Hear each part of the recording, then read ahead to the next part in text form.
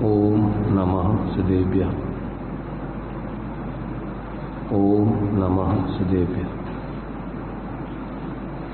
मंगलम भगवान वीरो मंगलम गौतमो मुनि मंगलम कुंद कुंदाद्यो जैन धर्मोस्तु मंगलम सर्वमंगल मांगल्यम सर्वकल्याणकारकम प्रधानम सर्वधर्माणां जैनम जयतु शासनम जैनम जयतु शासनम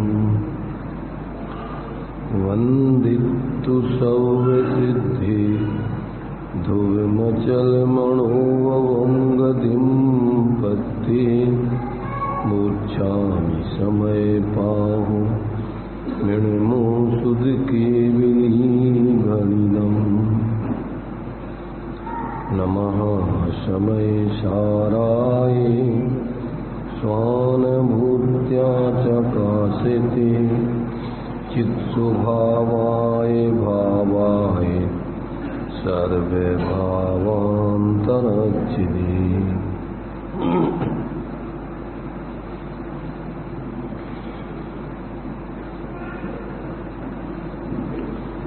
समय सार जी ग्रंथ अपना स्वाध्याय में चल रहा है। गाथा 14वीं, जिसमें उस आत्मा को यहाँ पर दिखाया जा रहा है जिस आत्मा को जानकर मानकर उसका अनुभव करने पर ये जीव सच्चे अर्थों में धर्मात्मा बनता है और क्रमशः उसी आत्मा का पूर्ण अवलंबन कर लेने पर ये परमात्म दशा को प्राप्त कर लेता है। तो वह आत्मा संसार दशा में किस परिस्थितियों में है, उसमें से उन परिस्थितियों से परे अपना वह जो मूल स्वरूप है, वह मूल स्वरूप किस तरीके से देखा जाए, अनुभव किया जाए, उस विधि को यहाँ पर बताया जा रहा है। तो यहाँ 5 तरीके से भूतार्थ और अभूतार्थपना, उस निश्चय का विषय शुद्धात्मा और व्यवहार का विषय जो है संयोग, संयोगी भाव, भेदभाव आदि, वो सब स्पष्ट करके इन सब में अपने उस एकत्व भक्त आत्मा की प्रसिद्धि कराने के लिए उसके स्वरूप को स्पष्ट कर रहे हैं। तो अभी यहाँ इन 5 बोलों के माध्यम से जो चर्चा अपन ले रहे हैं, इसमें से 4 बोलों की चर्चा अपन ने कर ली थी। उसमें से अबद्ध स्पष्ट, अनन्य, नियत, अविशेष, इसका दूसरा पक्ष बद्ध स्पष्ट, अनन्य, अनियत और विशेष, ये दोनों पक्षों को यहाँ पर अपन ने चर्चा करके समझा है। अब 5वां बोल है असंयुक्त। तो किस प्रकार से आत्मा संसार दशा में संयुक्त है, किससे संयुक्त है और उसका मूल स्वभाव कैसे असंयुक्त है, इस बात को यहाँ पर आचार्य देव दृष्टांत दे करके स्पष्ट कर रहे हैं। तो ये 5वां बोल टीका में जो स्पष्टीकरण दिया है आचार्य अमृतचंद देव ने, उस टीका के माध्यम से यहाँ पर देख रहे हैं। तो इसमें दिया है जैसे जल का अग्नि जिसका निमित्त है, ऐसी उष्णता के साथ संयुक्तता रूप, तप्तता रूप अवस्था से अनुभव करने पर उष्णता रूप संयुक्तता भूतार्थ है, सत्यार्थ है। तथापि एकांत शीतलता रूप जल स्वभाव के समीप जाकर अनुभव करने पर उष्णता के साथ संयुक्तता अभूतार्थ है, असत्यार्थ है। ये दृष्टांत है। इसी प्रकार आत्मा का कर्म जिसका निमित्त है, ऐसे मोह के साथ संयुक्तता रूप अवस्था से अनुभव करने पर संयुक्तता भूतार्थ है, सत्यार्थ है। तो भी जो स्वयं एकांत बोध रूप अर्थात ज्ञान रूप है, ऐसे जीव स्वभाव के समीप जाकर अनुभव करने पर संयुक्तता अभूतार्थ है, असत्यार्थ है। ये 5वें बोल का भूतार्थता अभूतार्थता का विषय है। इसमें संयुक्त पने से जीव को कैसे अनुभव किया जाता है और असंयुक्त रूप से जीव को किस प्रकार से अनुभव किया जाता है। तो यहाँ संयुक्तता में इन्होंने जो दृष्टांत दिया है, जल का दृष्टांत देकर के अग्नि के निमित्त से जिस प्रकार से जल का जो शीतल स्वभाव है, वो शीतल स्वभाव त्रिभूत होकर के और उसमें पर्याय में उष्णता प्रकट हो जाती है और उष्णता के कारण से वो जल का शीतल स्वभाव त्रिभूत हो जाता है, आवृत हो जाता है, वो अनुभव में नहीं आता है। तो त्रिभूत होना ऐसा नहीं समझना कि कोई अन्य द्रव्य के माध्यम से उसका वो स्वभाव त्रिभूत हुआ है। उसकी शक्ति शीतलता रूप जो उसका स्वभाव है, द्रव्य स्वभाव, वो उसका उष्णता हो जाने से अब उसकी पर्याय में जो शीतलपना था या रहना चाहिए, वो शीतलपना न हो करके और वो जल पर्याय में गर्म हो गया है, परंतु अभी भी उसने अपने शीतल स्वभाव को छोड़ा नहीं है।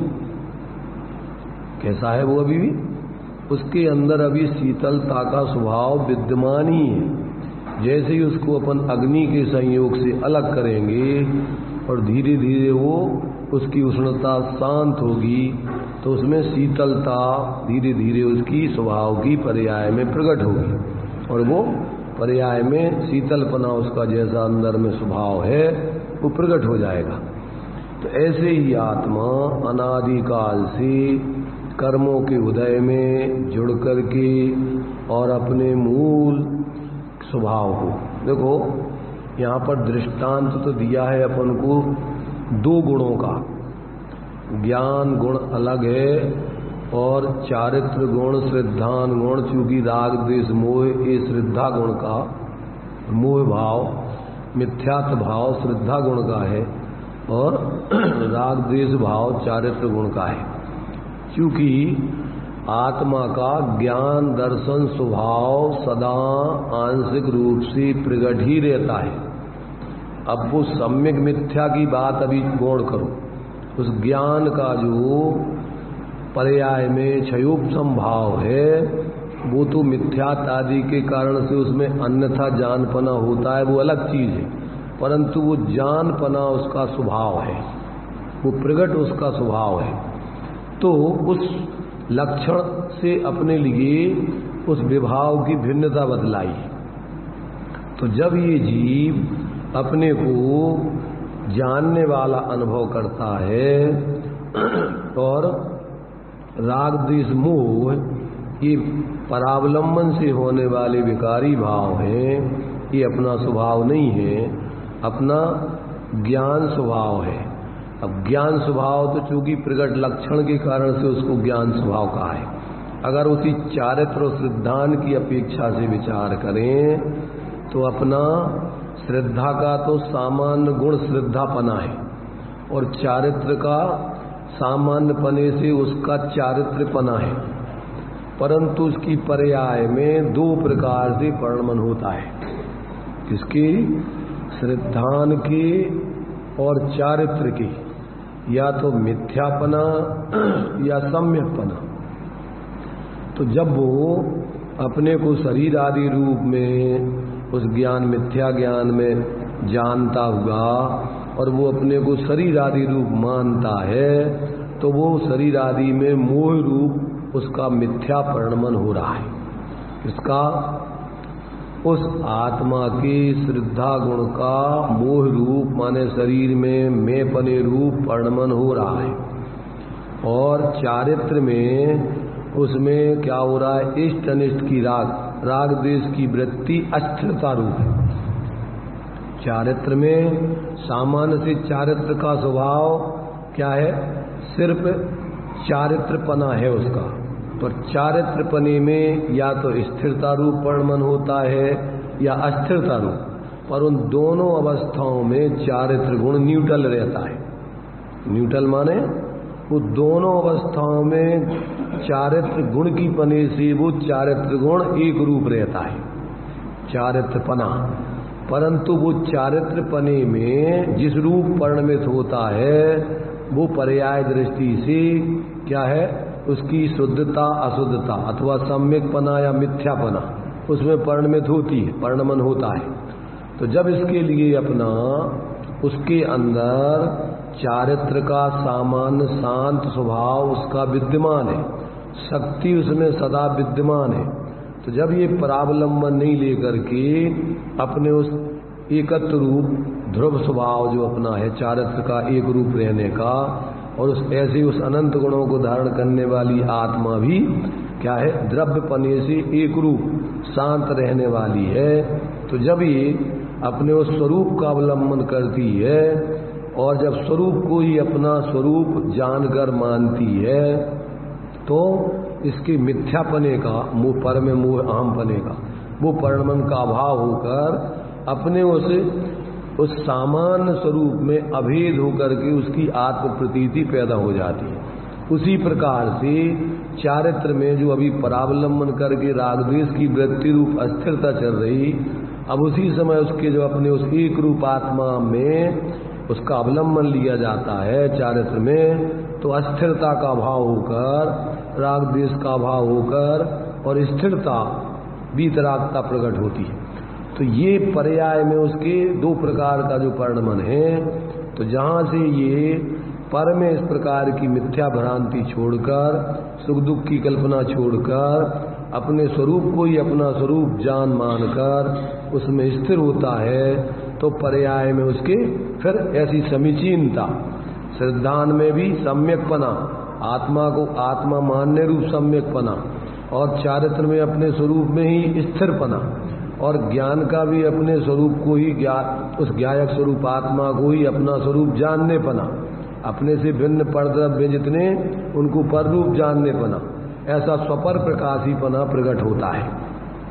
कब कि जिस समय इसको ऐसा अपने ज्ञान लक्षण से लक्षित ऐसा अनंत गुणात्मक आत्मा में अपने पने की जानपना, उसी में अपने पने की प्रीति, उसी में स्थिरता, अपने जानकर उसी में स्थिर होना, तो यहाँ से उसका स्वसमय का परिणमन चालू होता है।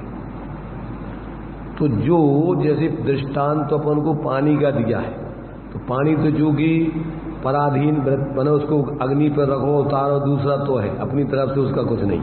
ये जीव तो स्वयं अपनी अज्ञानता से पर में जुड़ करके मोह राग द्वेष आदि के भाव करता है, पर को अपना स्वरूप जानता है, और अगर ज्ञान में ये निर्णय करे कि वास्तव में अपना तो ये जानन देखन स्वभाव जो जिसमें चल रहा है वही मेरा अस्तित्व है, ऐसा जानता है, और फिर उसी में स्थिर होकर के उसकी अनुभूति करता है, तो फिर उसके जो है उसके जो अभी तक उसके गुणों में श्रद्धान में विपरीतता थी, देह जीव आदि को एक मान रहा था, और ज्ञान में भी विपरीतता चल रही थी, शरीर आदि को ही अपना स्वरूप जान रहा था, तो ऐसी उसकी विपरीतता खत्म हो जाती। और चारित्र में भी फिर स्वरूप की स्थिरता होने से क्या होता है कि जितना जितना वो स्वरूप में स्थिर होता जाता है तो सम्यक चारित्र का परिणमन चालू हो जाता है। तो ऐसा जब इसको ये अविपरीत ज्ञान होता है, ऐसा तब उसके जीवन में स्वाश्रय रूप ऐसा मोक्ष मार्ग, स्वसमय का मोक्ष मार्ग ये चालू होता है। तो ये यहाँ पर अपने लिए ये उष्णता अभी तो अनादिकाल से, जैसे जिसने कभी अग्नि पर ही रखे हुए पानी को देखा हो, कभी उसने शीतल पानी से रहित शांत शीतल स्वभाव को जाने ही नहीं हो, तो वो क्या मानता है कि पानी का स्वभाव उष्ण ही है, उसको शीतल स्वभाव की खबर ही नहीं है। तो अब जिनने उस ऐसे अनादिकाल से तो जीव क्या है, अपने उस शुद्ध स्वरूप का अनुभव किया ही नहीं है, इसलिए वो तो जो पर्याय में जो दशा हो रही है, जिस पर्याय में जाता है और उसमें उस प्रकार की मिथ्या मान्यता ज्ञान और कसायों से निरंतर जीवन जीता रहता है। तो ये अभी तक तो उसके अपने मूल स्वभाव की खबर ही नहीं। तो जिन सर्वज्ञ भगवान ने आत्मा का जैसा स्वरूप है निश्चय व्यवहार से, द्रव्य और पर्याय रूप से, भेद अभेद आदि रूप से, उस सारे स्वरूप को उनने अपने केवल ज्ञान में जानकर उनकी दिव्य ध्वनि में ये बात आई। फिर ज्ञानियों ने, आचार्यों ने उसको गणधर आदि ने सुनकर अपने जीवन में जो है उसको ऐसा ही अनुभव करते हुए और फिर इस शास्त्र आदि के माध्यम से क्रम से लिपिबद्ध किया। वैसे तो जब तक लिपिबद्ध शास्त्र नहीं होते तो मुखाग्र रूप में ही इसकी गणधर आदि जो है ये द्वादशांग की रचना अपने ज्ञान में ही करते हैं, माने सारे विषयों को अपने धारणा ज्ञान में ही समझ लेते हैं, वो ही अंतर मुहूर्त में उनका द्वादशांग की रचना हो जाती है। तो ये कोई बाहर में लेखन कार्य की बात नहीं है। बाद में फिर जब लोग उनका ज्ञान क्षयोपशमहीन होता जाता है तो फिर उसको लिपिबद्ध करने की जो है चिंता ज्ञानियों को होती है कि आगे जाकर के लोगों को ये कुछ भी विषय समझ में नहीं आएगा। तो फिर उन्होंने ये लिपिबद्ध, वर्तमान में अपन ने लिपिबद्ध जो शास्त्रों का लेखन चालू हुआ तो वो भूतबली पुष्पदंत आदि आचार्यों के माध्यम से वहां से प्रारंभ हुआ। उधर गुणधराचार्य ने जो है अपने और शिष्यों के लिए आर्यमंचू और जो माने जो तुम्हारे से थोड़े एक अंश का, एक अंग के एक अंश का ज्ञान भूतबली माने धरसेनाचार्य को था और दूसरा गुणधराचार्य को था। उन्होंने जो है अपने शिष्यों को इस प्रकार से आर्यमंचू, नागहस्ती आदि उनको वो समझा करके फिर क्रम क्रम से इसका आगे जाकर के ये लिपिबद्ध करके और ये अपने पास जो कुछ अभी बचा है वो आया है। तो इसमें अपन को शब्दों के माध्यम से उसी अर्थ को, छह द्रव्य सात तत्व आदि के यथार्थ स्वरूप को बताकर और अपन को अपने उस आत्मा का कैसा मूल स्वरूप है ऐसा उन शब्दों में उस अर्थ को बताया लिखा है। और उसमें ज्ञान में जो जीव समझ करके और अंदर में अपने इस प्रकार से जो पांच बोलों के माध्यम से अपना स्वरूप यहाँ दर्शाया है कि अनादिकाल से जीव कर्म नो कर्म आदि के संयुक्त संयोगों में रह रहा है, इसलिए वो संयोग रूप होने पर भी क्या है, बद्ध स्पष्टपना जो है व्यवहार से संयोग रूप होने पर भी परमार्थ से आत्मा अपने मूल स्वरूप को उस संयोग रूप परिणमित नहीं होता है मूल स्वरूप से। तो ऐसा उसका अबद्ध स्पष्ट स्वरूप माने उस संयोग कर्म आदि नो कर्म से क्या है, अनबंधा और अनछुगा। बद्ध स्पष्ट माने क्या, बद्ध माने बंधा हुआ और स्पष्ट माने छुगा हुआ और अस्पष्ट माने अछुगा। तो अब स्वभाव से जैसे दृष्टांत दिया उन्होंने कि जब अपन कमलनी पत्र को, पानी में डूबे हुए कमलनी पत्र को जब संयोग की दृष्टि से देखते हैं तो वो कमलनी पत्र पानी के संयोग में है, परंतु जो अपन उस कमलनी पत्र के स्वभाव के नजदीक जाकर देखते हैं तो वो पानी अलग है और कमलनी पत्र अलग है, एक दूसरे रूप नहीं हो जाते। दृष्टांत दूसरापन पढ़ते हैं शास्त्रों में, जल पय ज्यों जिये तन मेला, पै भिन्न भिन्न नहीं भेला, तो प्रगट जो दे धन धामा।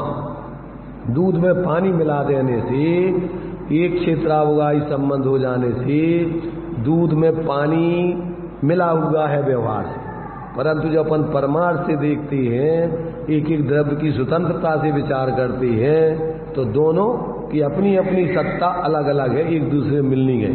तभी जाकर के अपन क्या करते हैं, कि उस पानी और दूध में मिले हुए को, और यदि अपन शुद्ध करना चाहें तो उसमें से पानी पानी अलग हो जाता है। जैसे हंस होता ना, हंस, तो हंस के लिए यदि अपन पानी मिला दूध पीने को दो तो वो क्या करता है, दूध दूध पी लेता है और पानी पानी छोड़ देता है।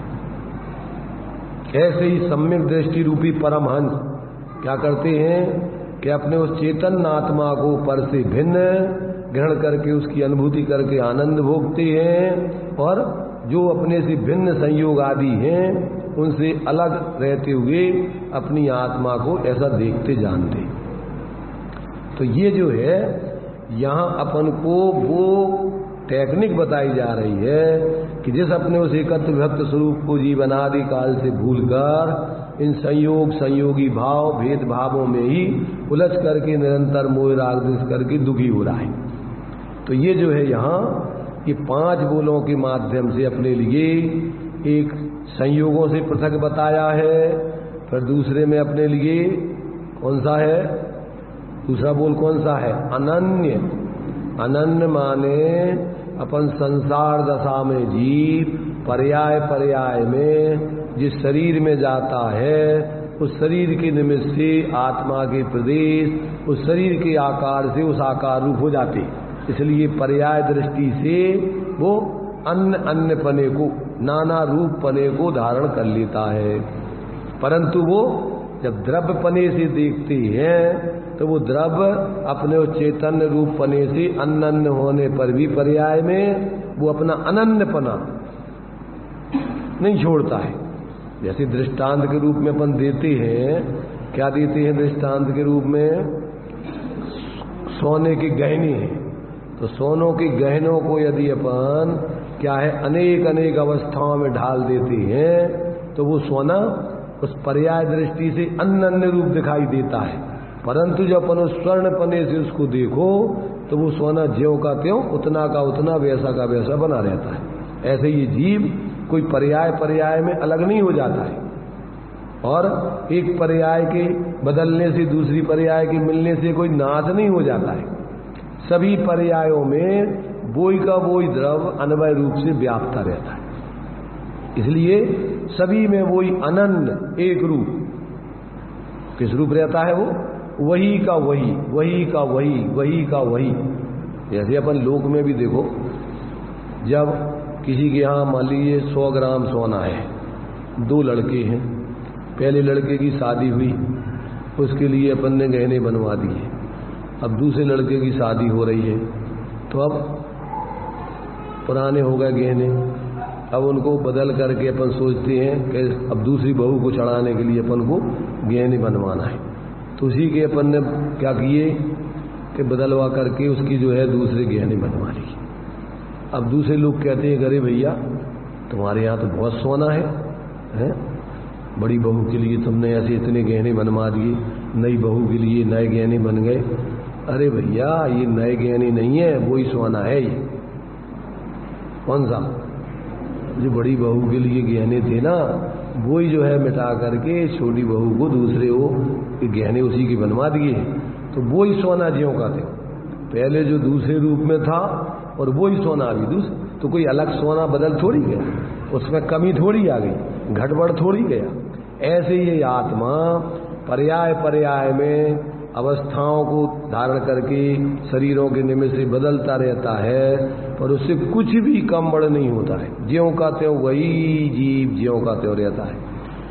शरीर में अवस्था बदल जाने से उसमें कोई शुद्धता शुद्धता का अंतर नहीं है। जैसे अनंत भगवान है, अपन भी शरीर में है और अनंत भगवान भी शरीर में है, तो शरीर में रहने से अनंत भगवान को कितनी तकलीफ है। आत्मा की कोई व्यंजन पर्याय की अवस्था छोटी बड़ी मोटी हल्की पतली कैसी भी हो, इसलिए मोक्ष जाने वालों को शरीर की दृष्टि से जो अपने लिए कितने संस्थान हैं, 6 संस्थान हैं, 6 संस्थानों से मोक्ष हो जाता है। समझ रहे ना। सहनन तो एक होता है, वज्र सब नाराज सहनन, क्योंकि ध्यान लगाने के लिए सामर्थ्य विशेष चाहिए। परंतु शुद्धता शुद्धता का संबंध बाहर के शरीरों से नहीं है। वो तो आकार बदल जाता है, आकार में उसकी शुद्धता अशुद्धता का संबंध नहीं। व्यवहार से व्यंजन पर्याय की अशुद्धता होने से उसमें कोई तकलीफ नहीं होती। योगों का माने आकार यदि टेढ़ा टाढ़ा रहे तो भी उससे कोई आत्मा में कोई तकलीफ का काम नहीं है। तकलीफ तो होती है मोह राग द्वेष। दुख का कारण क्या है? मोह राग रस दुख की खान। इसलिए 6 ही संस्थानों से मोक्ष हो सकता है, परंतु क्या है, परंतु सहनन उनके लिए जब आखिरी में मोक्ष होता है तो वज्र सब नारा सहनन ही रहता है। इसलिए अपन देखते हैं शरीर की दृष्टि से अपन वर्तमान के 24 तीर्थंकर हैं, तो उनमें से आदिनाथ भगवान कितना बड़ा शरीर था उनका,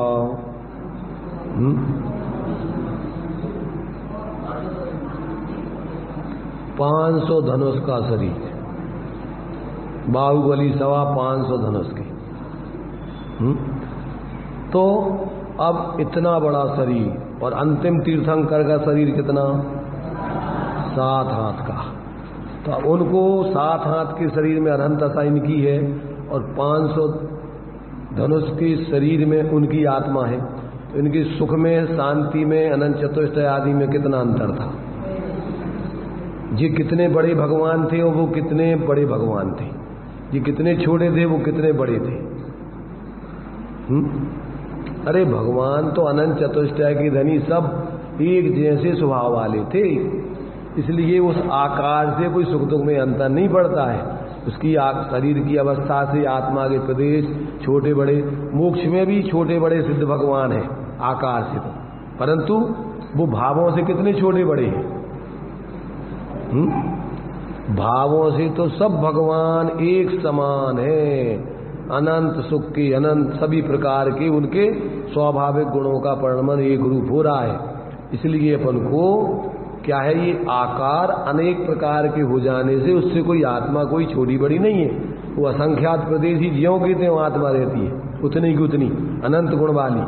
इसलिए ये अपने लिए आकार कोई भी आकार हो जाए, परंतु उस आकार से आत्मा के क्या है, गुणों में, प्रदेशों में कोई कमी बड़ी नहीं होती है। इसलिए उतनी की उतनी आत्मा। तो द्रव्य पने से देखो तो आत्मा अनेक आकारों में जाकर के भी एक अपने एक रूप पने को नहीं छोड़ती है। ऐसा द्रव्य दृष्टि से देखकर उन आकारों से अन्य अन्य पने का विकल्प छोड़ के उन सब में एक रूप आत्मा को देखना। इसलिए अनन्य पने का जो है अपन को लक्ष्य करना, अनन्य पने का लक्ष्य नहीं करना। वे बदलते रहते हैं और बदलने वाले उस पर जो है पार्ट्स पर यदि अपन ध्यान लगाएंगे तो अपना उपयोग भी स्थिर नहीं होगा। गाड़ी में अपन देखते हैं, गाड़ी में 2 हिस्से होते हैं, एक होता है चलने वाला और एक होता है स्थिर रहने वाला। अपन कहाँ बैठते हैं, चलने वाले हिस्से पे बैठ जाएं तो क्या होगा, दुर्दशा हो जाएगी, शांति से नहीं रह पाएंगे। तो अपन स्थिर हिस्से पे बैठते हैं तो अपन बिल्कुल एक रूप सहज, गाड़ी चल रही है और अपन स्थिर उस स्थिर हिस्से पे बैठे हैं, इसलिए अपन स्थिर रह करके आनंद से अपने क्या है, क्षेत्र से क्षेत्रांतर हो जाते। ऐसे ही अपन अपने आत्मा में जो ध्रुव स्वभाव है, एक अध्रुव स्वभाव है, तो ये ध्रुव स्वभाव अवलंबन करने से पर्याय में भी अपने क्या है, एक रूपता आ जाती है। उसका अध्रुवपना, संकल्प विकल्पना शांत होकर के एक रूप दशा प्रकट होती है। इसलिए जो है ये अपने अनन्यपना पर्याय में होने पर भी द्रव्य दृष्टि से आत्मा अनन्य है, एक रूप है, ज्यों का त्यों। तो इसी प्रकार से अवद्ध स्पष्ट अनन्य अविशेष, अविशेष में जब अपन लक्षणों से देखते हैं तो आत्मा में अनेक गुण हैं, अनेक धर्म हैं, परंतु जब उसमें सब में आत्मा को देखते हैं तो उन सब विशेषों को धारण करने वाला अविशेष, विशेषण और विशेष, तो विशेष माने वो अविशेष रहने वाला, सब में एक रूप रहने वाला आत्मा, अभेद रूप से रहने वाला, समान रूप से रहने वाला वो आत्मा अपन को सब में एक रूप दिखाई देता है। तो इस प्रकार से अगर एक एक गुणों को देखोगे तो अपन को भेद विकल्प होंगे, और उन सब गुणों में एक अपनी वस्तु देखोगे तो अपने लिए क्या है, निर्विकल्पता खड़ी होगी। छद्मस्त का उपयोग क्या है, भेदों पर लक्ष्य जाने से विकल्प होते हैं और विकल्प में राग द्वेष होते हैं, इसलिए उसको निर्विकल्पता खड़ी नहीं होती, इसलिए उसको विशेष है। आत्मा में अनंत गुण धर्म है, परंतु वास्तव में वो विशेष अपन को एक अभेद द्रव्य की दृष्टि से भी सारे उसमें गर्भित होकर और एक रूप दिखाई देते हैं। ऐसा जो है अविशेष द्रव्य दृष्टि से उसको देखने पर अपन को एक रूप पना ज्ञान में आता है, अभेद पना ज्ञान में आता है। इसी प्रकार से आगे अपने लिए दिया है कौन सा,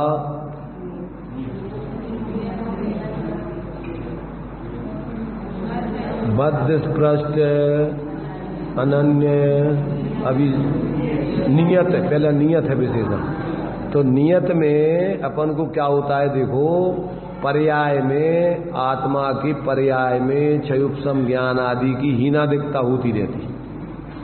ज्ञान का क्षयुप्सम जैसे छद माने लब्धि के जैसे मान ली निगोदी अजीब है तो उसके क्षयुप्सम कितना है, अक्षर के अनंत में भाग प्रकट है, और बढ़ते बढ़ते बढ़ते बढ़ते केवलक ज्ञान भी हो जाता है, और बीच में जो है और भी क्षयुप्सम ज्ञान, चार ज्ञान की धारी हो जाती। परंतु वो ज्ञानपना जिसमें ये पर्याय हो रही हैं, वो ज्ञानपने की दृष्टि से आत्मा अनंत ज्ञान रूप सामर्थ्य को निरंतर लिए हुए ज्यों का त्यों रहता है। ऐसा जब अपन उसको अपने उस सामान्य ज्ञान की दृष्टि से देखते हैं तो फिर जो परावलंबन करने से और जो ज्ञान की हीनादिकता होती थी उसका एक रूप अपने उस ज्ञान स्वरूप आत्मा का अवलंबन करने से उस क्षयुप समाधि का भाव होकर और पूर्ण छायक भाव प्रकट होकर केवल ज्ञान जैसा अनंत सामर्थ्य प्रकट है वैसा पर्याय में प्रकट होकर उसका अनुभव होने लगता है। तो इस प्रकार से वो उसका हीनादिकता का जो विकल्प है वो जो है उस पर अगर क्षयुप ज्ञान पर लक्ष्य देंगे तो उसमें उतार चढ़ाव पर्याय में होते हैं। परंतु जो अपन जब उसके गुण स्वभाव को देखते हैं, द्रव्य स्वभाव को देखते हैं तो वो एक रूप ज्यों का त्यों सामर्थ्य को लिए। तो ऐसे ही दृष्टांत दिया समुद्र का कि जब अपन समुद्र को अवस्था की दृष्टि से देखते हैं तो पानी उठता है ज्वार और वो पानी नीचे बैठता है भाटा, परंतु समुद्र पने से देखो तो वो समुद्र ज्यों का त्यों बोई का बोई वैसा का वैसा रहता है। ऐसा अपन उसमें उस गुण पने अथवा द्रव पने से वो वस्तु एक रूप ज्यों की त्यों रहती है। ऐसा देख करके फिर अपनी पर्याय में जो अपन हीनादिकता से क्या है परावलंबन आदि करने से राग द्वेष मोह आदि होते थे उसका भाव होकर के एक रूप अपनी भीतराग दशा निर्विकल्प दशा प्रकट होके सर्वज्ञ दशा प्रकट हो जाती। तो ये जो है इसी प्रकार से असंयुक्त पने का बोल है कि जब चारित्र में श्रद्धान आदि में परावलंबन धारण करते हैं तो ये मोह राग द्वेष के परिणाम पैदा होते हैं। ये मलिनता पर्याय में ये क्या है शुद्धता पैदा होती है। और जब उस अपने लिए उस मलिनता के साथ में क्या देखना उसका जो शीतल स्वभाव है पानी का, जब उस शीतल स्वभाव को देखते हैं ये दृष्टांत तो एक देश लगाना है क्योंकि शीतल उष्ण पानी में ही शीतल स्वभाव देखते रहोगे और उसको ही शीतल मान के पियोगे तो जलोगे। उसको स्वभाव शीतल है उसका, परंतु अभी अग्नि के संयोग से पर्याय में उष्णता प्रकट है तो उसको उसका ये स्वभाव वास्तव में उष्णता का पर्याय में परावलंबन से और उसके लिए अपन ने पानी अग्नि से नीचे उतारेंगे तो फिर क्या है उसका जो अंदर में शीतल स्वभाव की सामर्थ्य है वो धीरे धीरे पर्याय में प्रकट होकर के वो शीतलता प्रकट होगी। ऐसे ही अपन को जो है जब तक अपन अपने उपयोग को श्रद्धान को अपने उस चैतन्य स्वभाव में एकाग्र करके उसकी अनुभूति प्रतीति करके इसमें स्थिर नहीं होंगी तब तक आप इस प्रकार से मात्र विचार करके रह जाओ कि ये जो है ये तो ऊपर ऊपर है और स्वरूप का उस अपने द्रव्य स्वभाव का अवलंबन करके उसमें भीतरागता और सम्यकता आदि प्रकट नहीं करो। ऐसे अकेली कोरी कल्पना से तुम्हारा वो मिथ्यात अज्ञान कसाय आदि जाने वाले नहीं है। तो इसलिए इसमें भी अपन को देखो सुनने पर कई प्रकार के भ्रम खड़े हो सकते हैं। क्या एक तो ऐसी जानकारी करके द्रव्य स्वभाव पर्याय स्वभाव आदि की और भैया आत्मा में ऐसे दोनों धर्म हैं और जान करके सामान्य व्यक्ति रहे और जो जैसा जीवन जी रहा है वैसे ही जीता रहे। तो ये तो आपने सिर्फ जानकारी कर ली, इससे आपका कोई प्रयोजन नहीं चलेगा। और कोई माने कहे तो भैया आत्मा ऐसा भी है, ऐसा भी है, ऐसा भी है, ऐसा भी है, तो उससे क्या मिलेगा कि कुछ नहीं मिलेगा। जो जी रहे हो उस प्रकार से आपकी संसार दशा चलती रहेगी। एक तो ये हो सकती है। दूसरे द्रव्य स्वभाव से आत्मा का जो शुद्ध स्वरूप बताया है, अपने को सर्वथा वैसा मान की, और ये पर्याय स्वभाव अपना स्वरूप है ही नहीं, और अंदर में उस द्रव्य स्वभाव का अवलंबन करके पर्याय में वितराग विज्ञानता की सिद्धि तो नहीं करे, और जैसे स्वच्छंदाचार से जी रहा है वैसे ही जीता रहे, तो क्या होगा कि वो सब दुर्गति का ही पात्र बनेगा, उससे कुछ होने वाला नहीं। एक अपने को माने कि भैया अपन संसार में अभी तो अशुद्ध हैं, और अशुद्ध होने के लिए अपन शुद्ध होने के लिए अपन को ये सब व्रत उपवास दीक्षा आदि लेकर के और इनकी उत्कृष्ट साधना करेंगे तो अपन शुद्ध हो जाएंगे, तो वो भी व्यवहाराभासी कभी शुद्ध नहीं हो पाएगा। वो भी जो है क्या होगा कि वो अगर थोड़ी मंद कसाय रखेगा तो पुण्य का बंद करके 9वें गिरवेद तक चला जाएगा, वो भी व्यवहाराभासी एकांत से हो गया। अब दोनों कोई ऐसा माने कि भैया ये अपने दोनों अलग अलग हैं, तो अपने आत्मा को क्या है काल्पनिक रूप से अपने शुद्ध स्वरूप का ध्यान करे, और पर्याय को अलग ही माने सर्वथा, कि अपना द्रव्य स्वभाव अलग है और ये पर्याय स्वभाव सर्वथा अलग है। तो क्या होगा, ये दोनों को सर्वथा अलग मानने वाला भी भ्रम है। वास्तव में आत्मा में ही ये दोनों पक्ष हैं, द्रव्य स्वभाव का पक्ष भी है और पर्याय स्वभाव का पक्ष भी है। अपन पर्याय स्वभाव के पक्ष को गौण करें, द्रव्य स्वभाव के पक्ष को ऊर्ध्व करें, और उसी पर्याय में वहीं पर जहाँ पर्याय है वहीं द्रव्य स्वभाव है, वहीं पर अपन अपने पर लक्ष्य भेदों को विभावों का लक्ष्य छोड़कर और अपने उस एक रूप आत्मा में एकाग्र हो गए, श्रद्धा ज्ञान लीनता करें, तो कथनचित अभेद होकर के अनन्य होकर के उसकी क्रम क्रम से अनुभूति प्रतीति बढ़ती जाएगी, वीतरागता बढ़ती जाएगी, और क्रम से जब पूर्ण उसी में लीन होकर के तन्मय होकर के माने एक प्रकार से वो अद्वैत जैसी दशा बने, उसको कोई सर्वथा अलग अलग तो है नहीं। ये तो अपन को माने पर्याय दृष्टि और निश्चय दृष्टि अथवा द्रव्य स्वभाव, ये कथनचित इसमें भेद है, कथनचित दोनों अनन्य भी है। भाव भेद होने से इनमें कथनचित क्या है, भिन्नता है। भिन्नता माने अनन्यता, अनन्यता है। तो ये तो भाव भेद होने से, और तुम उन भावों को सर्वथा कोई वस्तु से अलग देख लो तो वो भी एक भ्रांति है। तो ये जो है हाँ, एक ही वस्तु में ये दोनों धर्म है, उसी में पर्याय स्वभाव है, उसी में द्रव्य स्वभाव है। वो ही वस्तु जैसे उंगली है, तो ये ही उंगली जो है क्या है, उंगली पने से ज्यों की त्यों भी रहती है, और पर्याय पने से ये हिलती डुलती भी है और शांत भी रहती है। ये पर्याय में उसके दो धर्म है, कौन से, कि वो हिलना डुलना भी है और शांत होना, शांत स्थिर रहना भी है। अब वो उंगली पना तो दोनों में एक जैसा कॉमन है। जिस समय ये हिल डुल रही है उस समय भी उंगली पने से वो ज्यों की त्यों, और जिस समय वो शांत हो गई है और सीधी हो गई है उस समय भी उंगली पने से वो ज्यों की त्यों। तो ये देखने का एक तरीका है, और जिस समय वो हिल डुल रही है तो उस समय भी वो उंगली पना उसके साथ में क्या है, हिल डुल रहा है, फिर भी वो उंगली पने से ज्यों का त्यों। हाँ, ये देखने का तरीका है सर। तो अब यदि अपन इसको तरीके से देखेंगे नहीं तो इसमें फिर बहुत भ्रम पैदा होते हैं। जो अपन देखते हैं ना, निश्चयाभासी, व्यवहाराभासी, उभयाभासी, अनुभयाभासी, ये सब वस्तु स्वरूप को यथार्थ नहीं समझ के मिथ्या कल्पना करने वाले हैं। इसलिए इसमें बड़ी सजगता की जरूरत है, बड़ी सावधानी की जरूरत है, और सावधान होकर के अपन को अनादिकाल से अपन भ्रमित है, और भ्रमित करने वाले अज्ञानी छद्मस्तों के द्वारा उपदेश सुनोगे तो वो सब मनगढ़ंत चीजें तुम्हें धर्म के नाम पर समझाएंगे।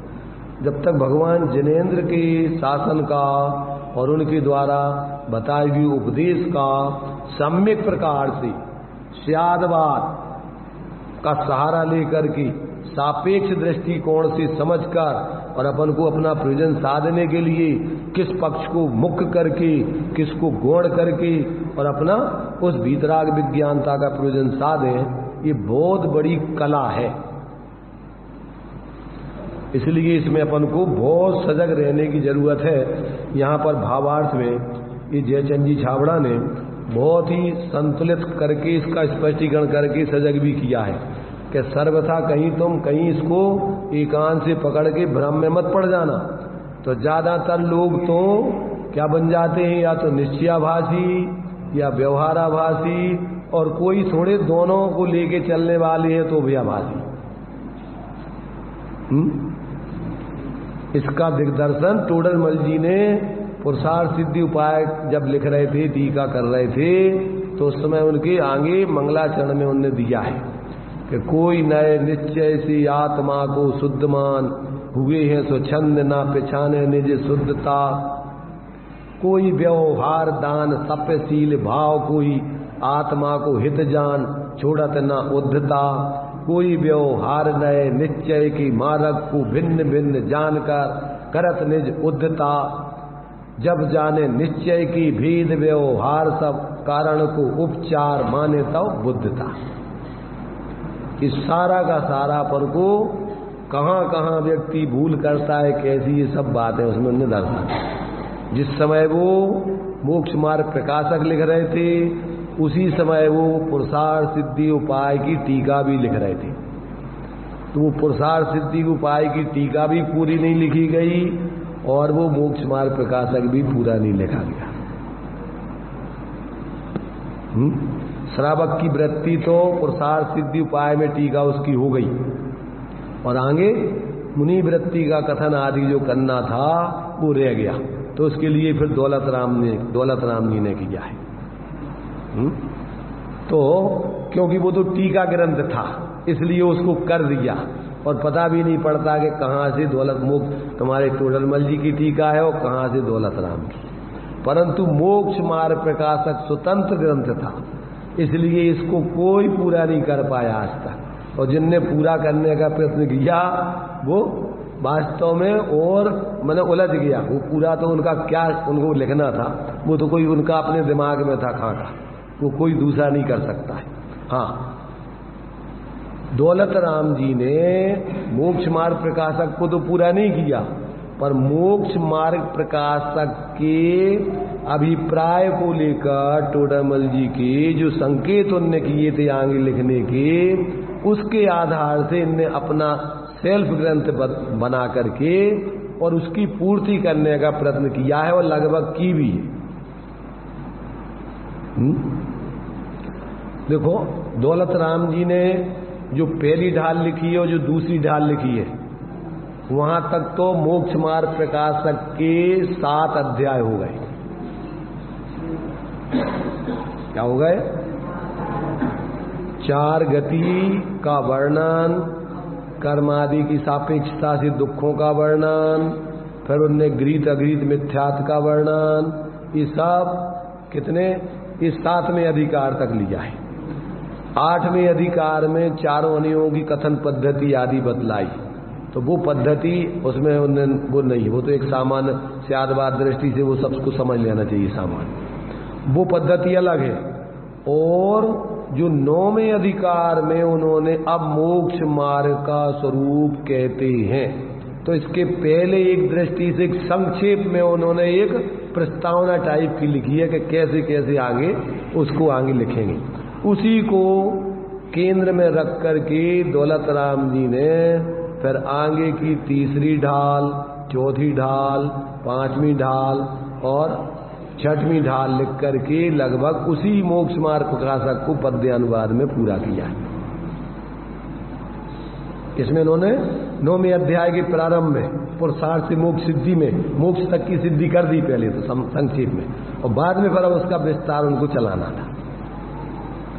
तो सम्यक दर्शन से उन्होंने चालू किया था, और उसमें उन्होंने सम्यक दर्शन के 25 दोष आदि ही पूरे नहीं लिख पाए, और बीच में ही उनका क्या हो गया, आयु समाप्त हो गया। इसलिए उन्होंने जगह जगह लिखा है, क्या लिखा है कि इसका वर्णन हम आगे करेंगे। आगे करेंगे। तो आगे करने के दो अर्थ मुख्य रूप से होते हैं। एक तो इस ग्रंथ में ही आगे करेंगे और एक जहां हम रहेंगे वहां पर आगे करेंगे। अगर तुम्हें पूरा मोक्ष मार्ग प्रकाशक सुनना हो तो हम जहां जाएंगे वहां पर आ जाना, पूरा मोक्ष मार्ग प्रकाशक हम तुम्हें वहां सुनाएंगे। तो अब ग्रंथ में तो पूरा नहीं कर पाए।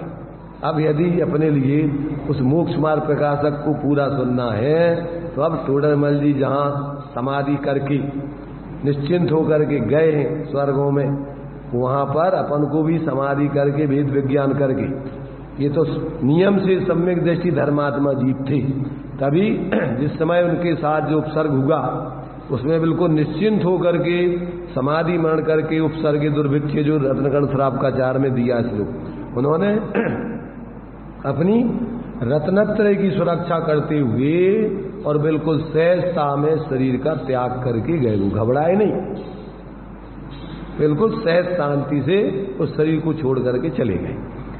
इसलिए अपन को क्या है कि ये सारे विषय अपन को आचार्यों ने अपने अपने तरीके से समझाने का प्रयत्न किया है।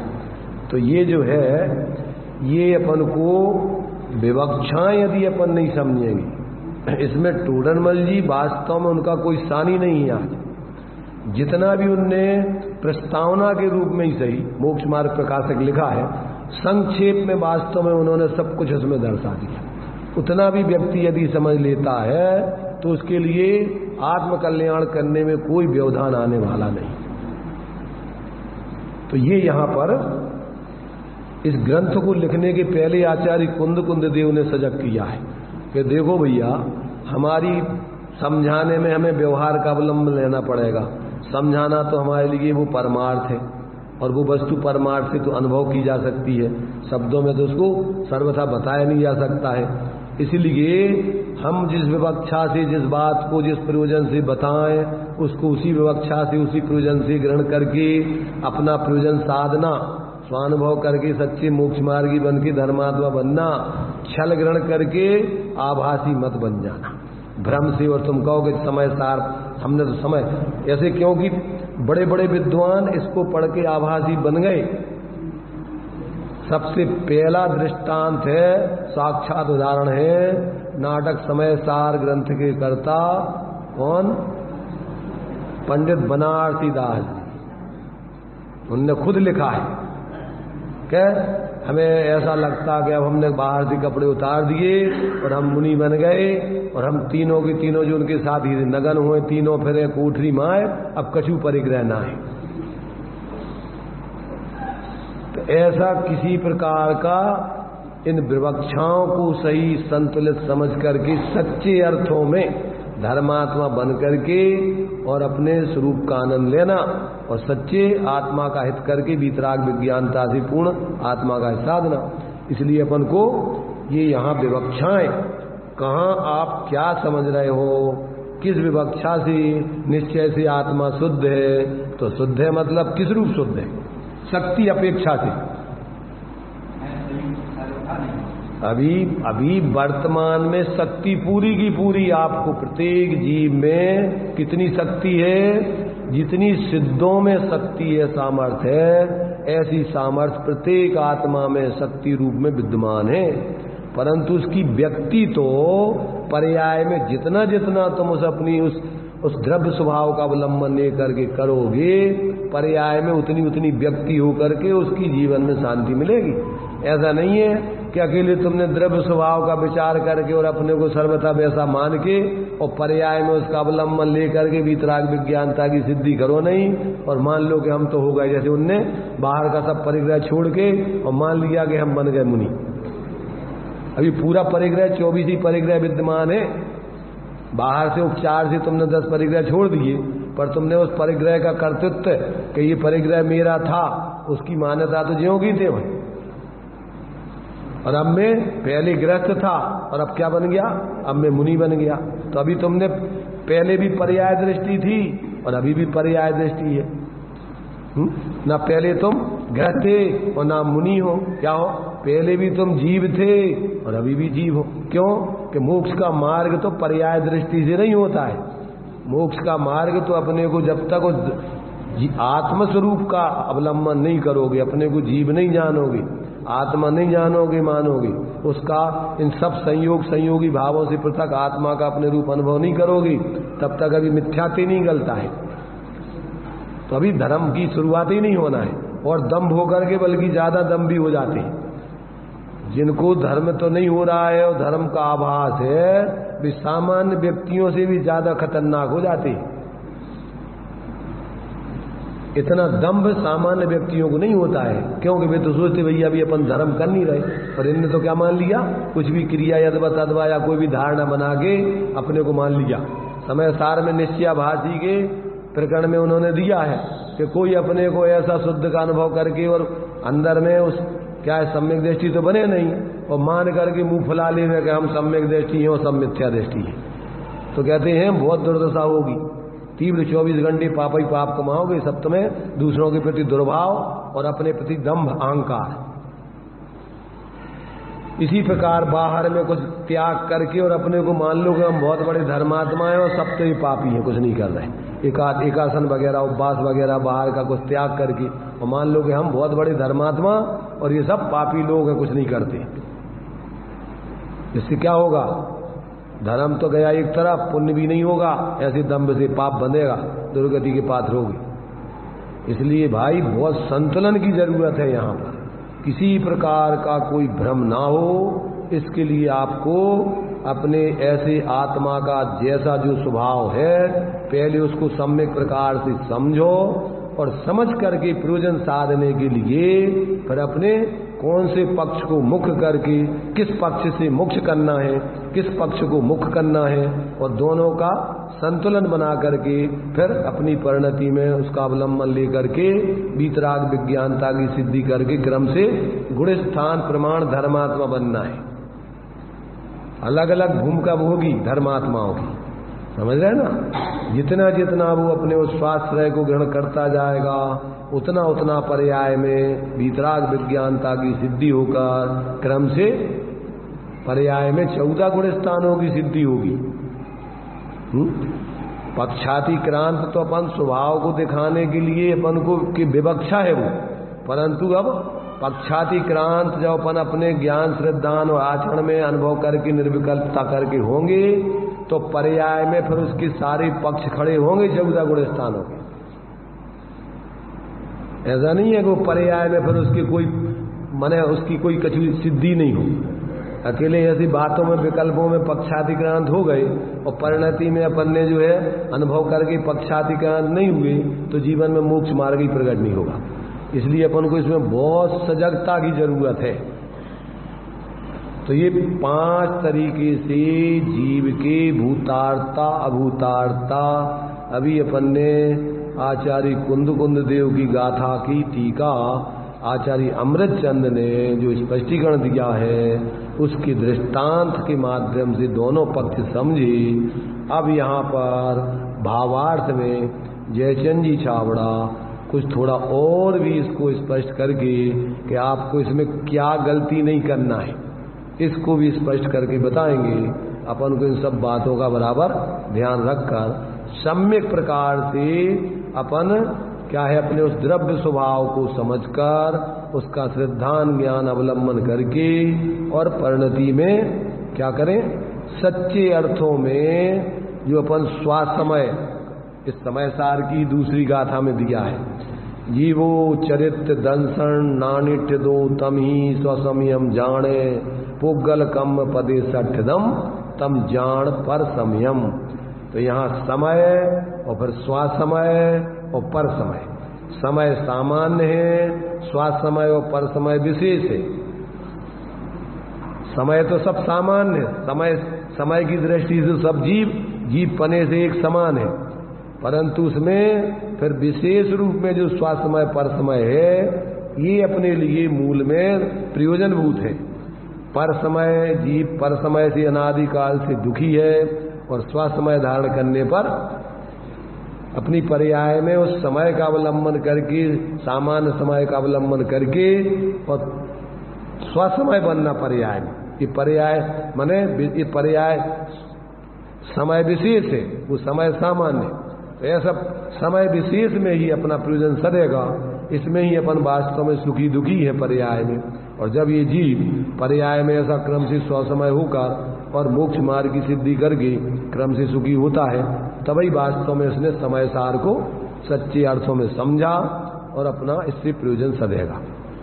तो इस प्रकार ये अपनी अभी समय सार की गाथा 14वीं और उसके आधार से आचार्य अमृतचंद देव की आत्मख्याति टीका के माध्यम से सदृष्टांत इन 5 बोलों के माध्यम से उसका भूतार्थता का दोनों का स्वरूप, व्यवहार की भूतार्थता और निश्चय की भूतार्थता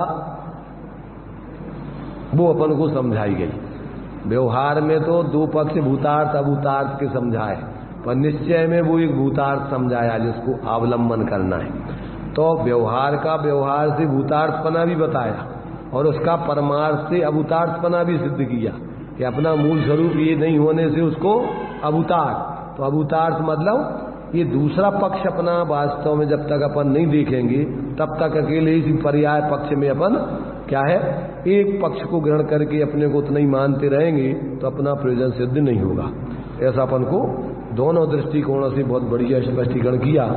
आगे इसके भावार्थ के माध्यम से भी बहुत ही और भी सजगता बताने के लिए दोनों पक्षों का कहाँ कहाँ गलती हो सकती है उस बात को भी स्पष्ट किया है।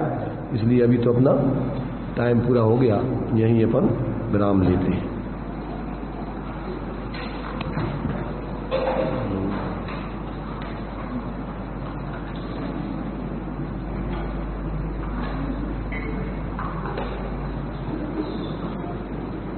लोक में हम देखते हैं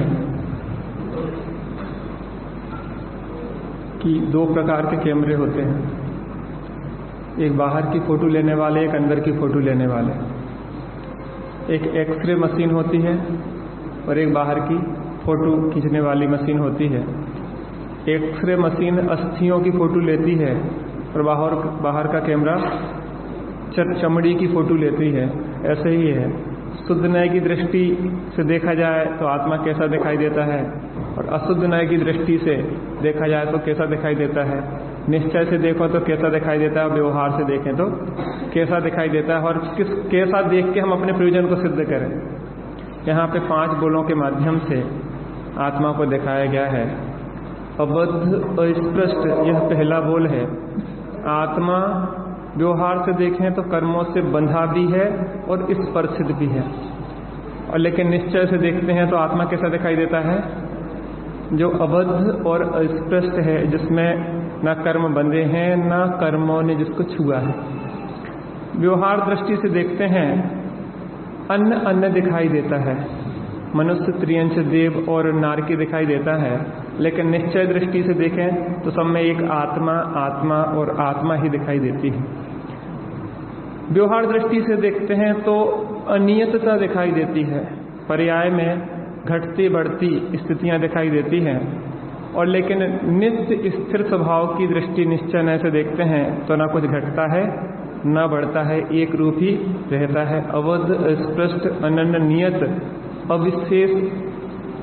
अगर हम पर्याय दृष्टि से देखते हैं तो विशेषताएं हमें दिखाई देती हैं, अर्थात ज्ञान, दर्शन आदि भेद दिखाई देते हैं, लेकिन निश्चय दृष्टि से देखते हैं तो अभेद अखंड एक आत्मा ही दिखाई देता है। और असंयुक्त पर्याय दृष्टि से देखते हैं या व्यवहार दृष्टि से देखते हैं तो आत्मा मोही, रागी, द्वेषी आदि दिखाई देता है, लेकिन निश्चय दृष्टि से देखते हैं तो आत्मा तो एक शुद्ध बुद्ध अविनाशी दिखाई देता है। इन सभी पक्षों को समझ के पर्यायार्थिक चक्षु को बंद करके और खुली हुई द्रव्यार्थिक चक्षु से अबद्ध, अस्पष्ट, अनन्य, नियत, अविशेष और असंयुक्त जो आत्मा को देखता है वह शुद्ध नय की दृष्टि से देख के आत्मा की अनुभूति को प्राप्त करता है। ऐसी अनुभूति हमें प्राप्त हो। ऐसी मंगल।